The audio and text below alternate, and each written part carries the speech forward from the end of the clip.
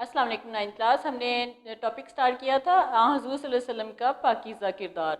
तो हमने पहले रीडिंग की है अहदे तफूलियत, यानी कि आप सल्लल्लाहु अलैहि वसल्लम के बचपन का दौर कैसा था। आज हमने रीडिंग करनी है अहदे शबाब, यानी कि आप सल्लल्लाहु अलैहि वसल्लम के जवानी का दौर कैसा था। तो पेज नंबर 114 ओपन बेटा, पेज नंबर 114। आज हमने जो टॉपिक करना है अहदे शबाब,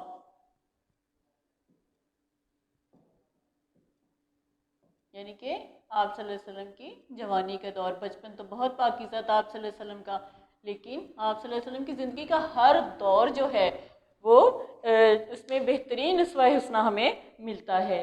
तो जवानी के दौर में कि आप सल्लल्लाहु अलैहि वसल्लम का कैसा दौर था, ये आज हम देखते हैं।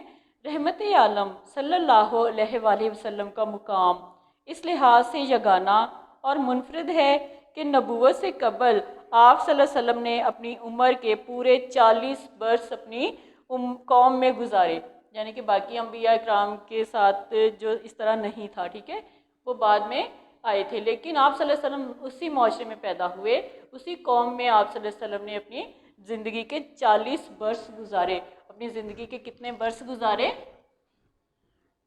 जो है अपनी कौम में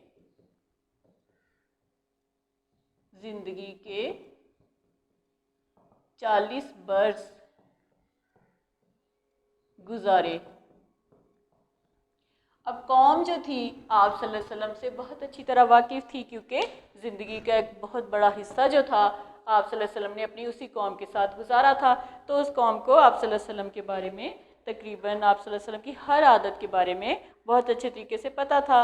तो आप सल्लल्लाहु अलैहि वसल्लम की ज़िंदगी के शब व रोज़ आप सल्लल्लाहु अलैहि वसल्लम की कौम के सामने रोज़े रोशन की तरह अयां थे, यानी कि कौम को पता था उन्होंने आपकी जो कौम थी उसने आप सल्लल्लाहु अलैहि वसल्लम को बचपन से लेकर उम्र के 40 साल तक उनको देखा, उनकी बातों को देखा, उनके अमल को देखा कि वो किस तरह से अल्लाह ताला के अहकाम के मुताबिक प्रैक्टिकली लोगों को समझा रहे हैं। तो आप सल्लल्लाहु अलैहि वसल्लम की ये 40 साला ज़िंदगी किस पे मुनहसिर थी? जो है ये 40 साला जो ज़िंदगी थी आप सल्लल्लाहु अलैहि वसल्लम की, ये 40 साला ज़िंदगी सदाकत,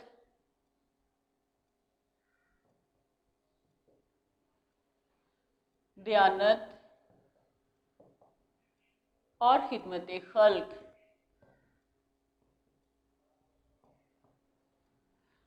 की एक मुसलसल कहानी है। यानी कि ये 40 बरस का जो अरसा है आप सल्लल्लाहु अलैहि वसल्लम की ज़िंदगी के जो 40 साल हैं, ये किस पे मुनहसिर हैं? सदाकत, दयानत और खिदमत खल्क। यानी कि उसमें ये एक मुसलसल दोहराई जाने वाली कहानी थी, जो कि इन 40 सालों में लोगों को ये सारी बातें मालूम होती रहीं कि आप सल्लल्लाहु अलैहि वसल्लम यानी कि किस तरह सच बोलने वाले इंसान है। वो किसी भी मुश्किल से डर कर कभी भी झूठ नहीं बोलते, बल्कि हमेशा सच बोलते हैं। और आप सल्लल्लाहु अलैहि वसल्लम दयानतदार हैं, यानी कि यहाँ तक कि कुफ़ार जो थे वो भी आप सल्लल्लाहु अलैहि वसल्लम के पास अपनी बड़ी बड़ी रकूम जो थे, पहले आज के दौर में तो बैंक वगैरह है ना, तब ऐसा कुछ भी नहीं होता था। तो किसी ईमानदार शख्स के हवाले अपनी जो चीज़ें रखी जाती थी उनके सुपुर्द कर दी जाती थी। तो आप सल्लल्लाहु अलैहि वसल्लम बहुत दयानतदार थे। आप सल्लल्लाहु अलैहि वसल्लम के पास लोग अपनी बड़ी बड़ी रकूम रखवाते थे, अपनी कोई ऐसी कीमती चीज़ जो कि जिनकी हिफाजत वो नहीं कर सकते थे, वो आप सल्लल्लाहु अलैहि वसल्लम के पास रखवाते थे। और आप सल्लल्लाहु अलैहि वसल्लम उनकी अमानतें जो थी बाहिफाजत, कोई उसमें ज़रा सी भी तब्दीली किए बगैर जैसी वो देकर जाते थे वैसी ही उनको वापस देते थे। तो इसलिए आप सल्लल्लाहु अलैहि वसल्लम की दयानत जो थी वो बहुत ज़्यादा मशहूर थी। और इसी तरह आप सल्लल्लाहु अलैहि वसल्लम ने खिदमत खल्क, अब जैसा कि हमने कहा, आपने बचपन में कहानी पढ़ी थी कि एक काफिर औरत थी जो कि आप सल्लल्लाहु अलैहि वसल्लम जब भी गुजरते थे तो वो, क्योंकि बुतों की पूजा करने वाली थी, तो उसको जो अल्लाह ताला का पैगाम आप सल्लल्लाहु अलैहि वसल्लम ने जब दिया तो वो आप सल्लल्लाहु अलैहि वसल्लम को जादूगर समझती थी, या पता नहीं क्या कुछ समझती थी। तो वो औरत जो थी रोज़ाना आप सल्लल्लाहु अलैहि वसल्लम के ऊपर कूड़ा फेंकती थी, लेकिन आप सल्लल्लाहु अलैहि वसल्लम कभी भी उसके साथ लड़े झगड़े नहीं, बल्कि खामोशी से गुजर जाते थे। तो एक दिन आप सल्लल्लाहु अलैहि वसल्लम गुजरे तो उस औरत ने कूड़ा ना फेंका, तो आप सल्लल्लाहु अलैहि वसल्लम को तशवीश हुई, फिक्र हुई कि ये औरत ने जो है इसने आज मुझ पर कूड़ा क्यों नहीं फेंका। तो आप सल्लल्लाहु अलैहि वसल्लम उसके घर तशरीफ़ लेके गए, जब देखा तो वो बीमार थी, तो आप सल्लल्लाहु अलैहि वसल्लम ने उसकी عیادت کی، اس کے جو تھا اس کو یعنی کہ اس کی اچھے طریقے سے اس کو دیکھا، اس کو کھانے پینے کے لیے دیا، اور اس کی جو ہے جب تک اس کی طبیعت ذرا بحال ہوئی تو اس نے وہ بہت ہی شرمندہ ہوئی. اس نے کہا کہ اے اللہ کے رسول، میں تو روز آپ کے اوپر کوڑا پھینکتی تھی اور آپ نے مجھے اس طرح سے میری خدمت کی. یعنی کہ خدمت خلق کا جذبہ اس حد تک آپ صلی اللہ علیہ وسلم کے اندر موجود تھا. تو یعنی کہ آپ کی 40 سال کی جو زندگی ہے اس میں سب سے زیادہ نمایاں خوبیاں کیا تھی؟ صداقت، دیانت اور خدمت خلق. آپ صلی اللہ علیہ وسلم نے جب نبوت کا اعلان کیا تو اپنی اس 40 سالہ زندگی کو ہی اپنی سچائی کے ثبوت میں پیش کیا. اب یہ ساری باتیں لوگوں نے اپنی آنکھوں سے دیکھی، کانوں سے سنی، ٹھیک ہے، کسی اور نے آ کے نہیں بتائیں. اس قوم نے 40 سال تک مسلسل یہ باتیں دیکھی، صداقت، دیانت اور خدمت خلق. تو آپ صلی اللہ علیہ وسلم نے انہی باتوں کو اپنی سچائی کے ثبوت پہ پیش کیا. آپ صلی اللہ علیہ وسلم کے بڑے سے بڑے دشمن کو بھی یہ ہمت نہ ہو سکی کہ آپ صلی اللہ علیہ وسلم کی سابقہ زندگی پر انگلی اٹھائے. انگلی کس پہ اٹھائی جاتی ہے؟ جس میں کوئی کمی ہو، جس میں کوئی خامی ہو، اس کے عیب بتانے کے لیے اس کی طرف انگلی اٹھائی جاتی ہے، یعنی کہ اس کے اوپر اعتراض کیا جاتا ہے. لیکن قوم کو آپ صلی اللہ علیہ وسلم کے ساتھ، کیونکہ انہوں نے 40 سال گزارے تھے، تو ان کو کسی کو بھی اتنی جرأت نہ ہو سکی، اتنی ہمت نہ ہو سکی کہ آپ صلی اللہ علیہ وسلم کی جو زندگی ہے، 40 سال کی جو زندگی ہے، اس میں کوئی بھی نقص یا عیب نکال سکے. آپ صلی اللہ علیہ وسلم کا سب سے بڑا دشمن ابو جہل، جو کہ آپ صلی اللہ علیہ وسلم کے چچا بھی تھا لیکن وہ بہت بڑا دشمن تھا، آپ کا جانی دشمن تھا. اور وہ بھی کہا کرتا تھا کہ محمد صلی اللہ علیہ وسلم میں تمہیں جھوٹا نہیں کہتا. یعنی کہ وہ ایک طرف تو وہ مانتا ہی نہیں تھا اور دوسری طرف کیا کہتا تھا کہ میں تمہیں جھوٹا نہیں کہتا، میں تو صرف یہ کہتا ہوں کہ بتوں کی بددعا نے تمہیں دیوانہ بنا دیا ہے. یعنی کہ آپ صلی اللہ علیہ وسلم ایک اللہ کی عبادت کے لیے کہتے تھے، برائیوں کو چھوڑنے کے لیے کہتے تھے. تو ابو جہل کیا کہتا تھا کہ تم جھوٹے نہیں ہو، اے محمد صلی اللہ علیہ وسلم تم جھوٹے نہیں ہو، میں تو صرف یہ اس لیے کہتا ہوں کہ یہ شاید بتوں کی بددعا تمہیں لگ گئی ہے، تم بتوں کو برا کہتے ہو تو شاید بتوں کی بددعا تمہیں لگ گئی ہے جو تم اس طرح دیوانے بنے پھر رہے ہو. یعنی کہ اس نے آپ صلی اللہ علیہ وسلم کو پھر بھی ایک طرح سے اعتراف بھی کیا. انہوں نے آپ کی سچائی کے بارے میں ابو جہل نے اعتراف بھی کیا، لیکن واضح طور پہ نہیں، لیکن انڈائریکٹلی طور پر، ٹھیک ہے، اس نے اعتراف کیا کہ تم سچے ہو. پھر اس کے بعد آپ صلی اللہ علیہ وسلم کے عہد شباب میں، جوانی کے عہد میں، صادق و امین تاجر بات ہو رہی ہے صداقت کی، تو اس میں صادق اور امین تاجر یعنی کہ بحیثیت بزنس مین، ٹھیک ہے، بحیثیت تاجر آپ صلی اللہ علیہ وسلم کی زندگی کیسی تھی؟ تو آپ صلی اللہ علیہ وسلم کا خاندان چونکہ تجارت پیشہ تھا، آپ صلی اللہ علیہ وسلم کا خاندان جو تھا اس کا پیشہ کیا تھا؟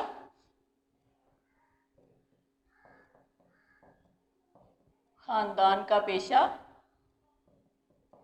تجارت تھا، ٹھیک ہے. آپ صلی اللہ علیہ وسلم شروع سے ہی تجارت پیشہ تھے، یعنی کہ آپ صلی اللہ علیہ وسلم کا سارا خاندان کا پیشہ جو تھا وہ تجارت تھا. اس لیے آپ صلی اللہ علیہ وسلم بھی اس طرف مائل ہوئے. جب آپ صلی اللہ علیہ وسلم نے دیکھا کہ آپ کے خاندان کے لوگوں کا پیشہ تجارت ہے تو آپ صلی اللہ علیہ وسلم بھی اسی پیشے کی طرف مائل ہو گئے. آپ صلی اللہ علیہ وسلم کے چچا ابو طالب بھی تاجر تھے.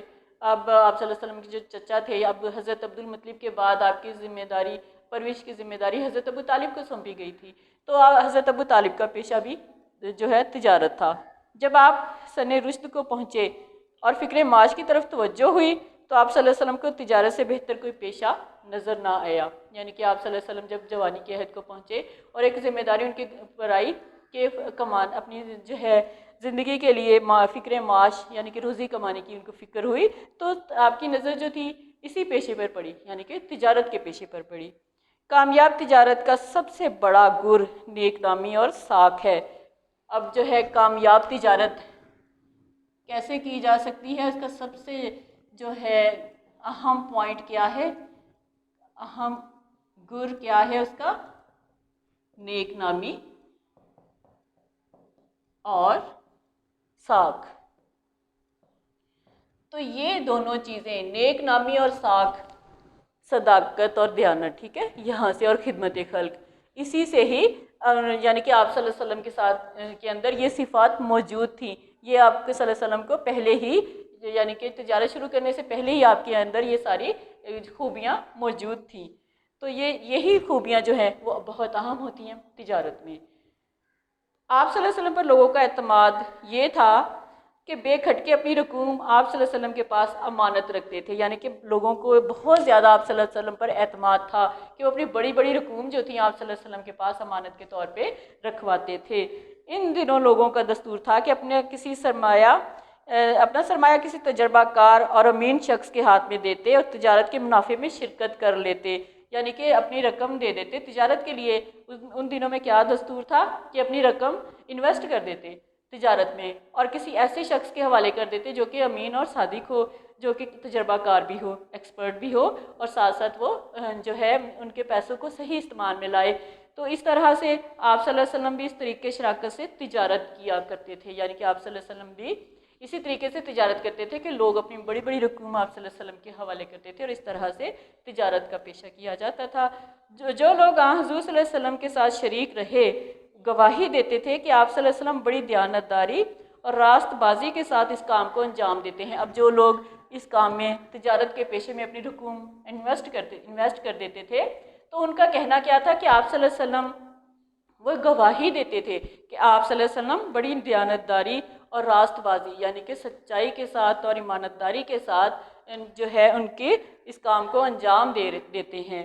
کاروبار تجارت میں آپ صلی اللہ علیہ وسلم اپنا معاملہ ہمیشہ صاف رکھتے اور کبھی وعدہ خلافی نہ فرماتے، یعنی کہ تجارت کے کاروبار میں آپ صلی اللہ علیہ وسلم نے کبھی بھی وعدہ خلافی نہیں کی اور ہمیشہ جو ہے ایمانتداری سے ہی کام کیا۔ چنانچہ آپ صلی اللہ علیہ وسلم کی دیانتداری کی وجہ سے ہی ہر چھوٹا بڑا آپ صلی اللہ علیہ وسلم کو الامین یعنی کہ شک و شبے سے بالا تر، الامین کا مطلب کیا ہے؟ شک و شبہ سے بالا تر،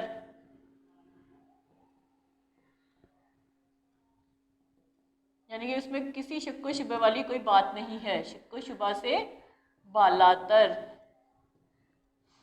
الامین کا مطلب ہے شک و شبہ سے بالا تر۔ تو آپ صلی اللہ علیہ وسلم کو الامین اور الصادق کا لقب سے پکارا کرتے تھے۔ الصادق کا مطلب کیا ہے؟ بے مثال صداقت کا پیکر، ٹھیک ہے؟ الصادق کا مطلب ہے بے مثال صادق کا پیکر اور الامین کا مطلب ہے شک و شبہ سے بالا تر۔ تو ان دو القابات سے جو تھے لوگ آپ کو پکارتے تھے، یعنی کہ ہر چھوٹا بڑا، کوئی ایک نہیں بلکہ ہر چھوٹا بڑا آپ صلی اللہ علیہ وسلم کو الامین اور الصادق کے نام سے پکارتے تھے۔ پھر ہے حرف فجار۔ حرف فجار، حرف فجار کیا ہے کہ آپ صلی اللہ علیہ وسلم کے عہد شباب میں حرف فجار کا واقعہ پیش آیا، ٹھیک ہے؟ جنگ کا واقعہ پیش آیا۔ یہ جنگ قبیلہ قریش اور قبیلہ کیس کے درمیان لڑی گئی۔ حرف فجار جو تھی قبیلہ قریش اور قبیلہ کیس، یہ دو قبیلے تھے جن کے درمیان یہ حرف فجار کا واقعہ پیش آیا، یعنی کہ یہ لڑائی ان دونوں قبیلوں کے درمیان میں لڑی گئی۔ قریش کے حق پر ہونے کی وجہ سے آپ صلی اللہ علیہ وسلم اپنے خاندان کے ساتھ رہے۔ اب اس لڑائی میں کیا تھا کہ قریش جو تھا وہ صحیح تھا، اپنے حق پہ تھا، یعنی کہ اس کا جو لڑائی تھی وہ صحیح تھی، تو اس لیے آپ صلی اللہ علیہ وسلم نے اپنے قبیلے کا ہی ساتھ دیا کیونکہ وہ حق پر تھے، وہ صداقت پر تھے، وہ قبیلہ صحیح تھا اپنے جو تھے اس دعووں میں، تو اس لیے آپ صلی اللہ علیہ وسلم نے اپنے قبیلے قریش کے ساتھ دیا، ٹھیک ہے؟ مگر عملی طور پر کوئی حصہ نہیں لیا، ساتھ تو رہے وہ قبیلے کے لیکن انہوں نے پریکٹیکلی اس لڑائی میں حصہ نہیں لیا۔ یہ جنگ ان ایام میں لڑی گئی تھی جن میں جنگ و جدل حرام تھا۔ اب یہ جنگ جو تھی حرف فجار یہ کن دنوں میں لڑی گئی؟ جن دنوں میں جنگ کی اجازت نہ تھی،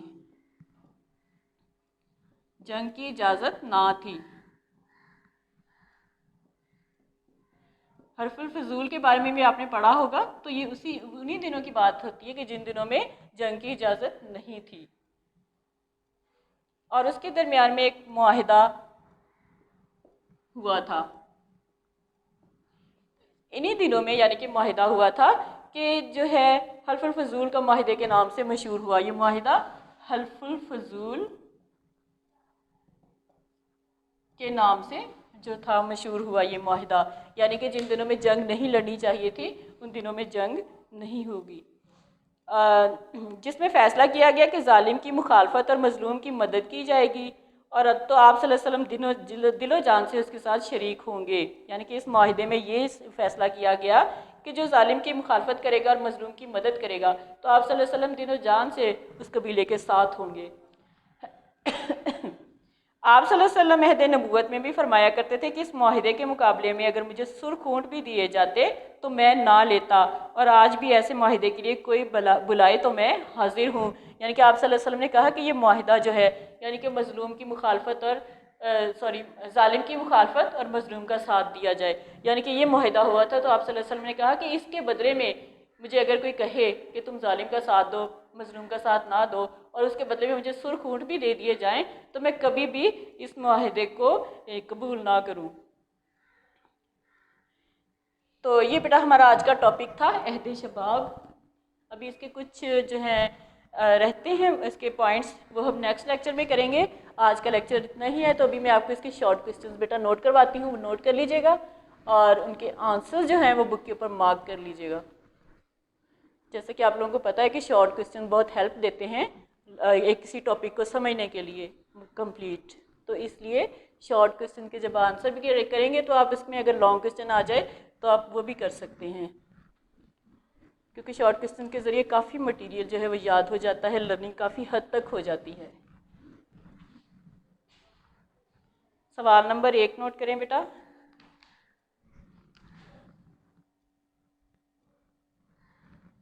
آپ صلی اللہ علیہ وسلم نے نبوت سے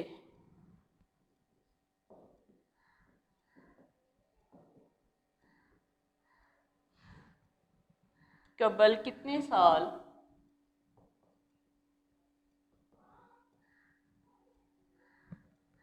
اپنی قوم کے ساتھ گزارے؟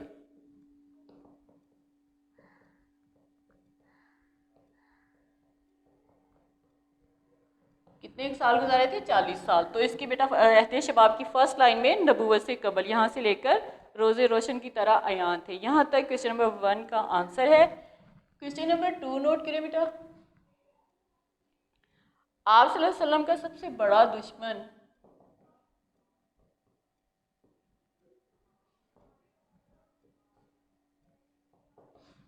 ابو جہل کیا کہتا تھا؟ تو اس میں آپ یہی لکھیں گے کہ ابو جہل کہتا تھا کہ محمد صلی اللہ علیہ وسلم میں تمہیں جھوٹا نہیں سمجھتا، میں تو صرف یہ کہتا ہوں کہ بتوں کی بددعا نے تمہیں دیوانہ بنا دیا ہے۔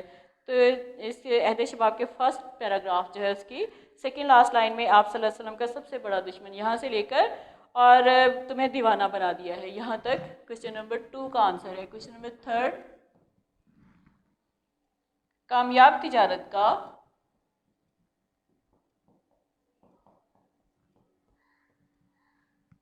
سب سے بڑا گر کیا ہے؟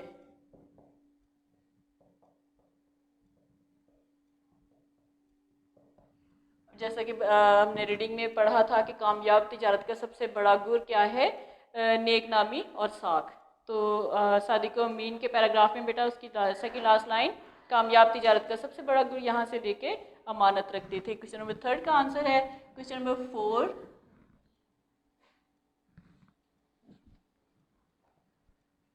حرف فجار کے بارے میں لکھیے۔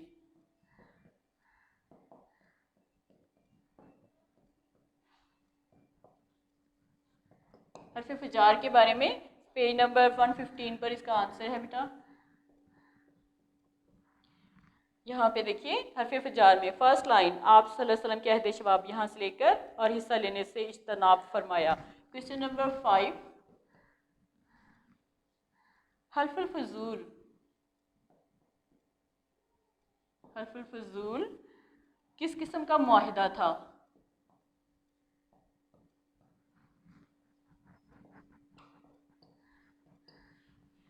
اس میں دیکھیے گا سیکنڈ پیراگراف حرف فجار کا سیکنڈ پیراگراف ہے، اس میں کوسچن نمبر 5 کا آنسر دیکھیے بیٹا۔ حضور صلی اللہ علیہ وسلم کا جی اس قسم کی لڑائیوں کو دیکھ کر سخت کرتا تھا، یہاں سے لے کر کہ کوئی بلائے تو میں حاضر ہوں، یہاں تک حلف الفضول کا معاہدے کے بارے میں ہے، ٹھیک ہے۔